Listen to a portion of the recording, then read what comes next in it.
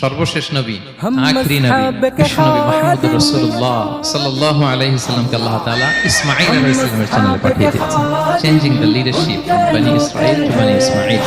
অনন্য বৈশিষ্ট্য হচ্ছে উনি সাইয়্যিদুল বুলদি আদম। পৃথিবীতে যত মানুষ এসেছে সবার লিডার হন তিনি। He is the leader.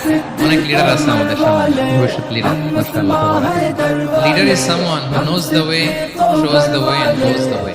এটা হচ্ছে সে জানে কোন রাস্তায় সে চলবে এবং সে অন্যকে রাস্তা দেখাতে পারে, সবাইকে নিয়ে ওই রাস্তায় চলে। হি ইজ দ্য লিডার। নেতাকে বক্তব্য করতে জানতে হয়। রাসূল সাল্লাল্লাহু আলাইহি ওয়াসাল্লাম বলতেন, উতিতু জাওয়ামিউল কালিম। আল্লাহ তাআলা আমাকে জাওয়ামিউল কালিম দিয়েছেন। জাওয়ামিউল কালিম মানে কি?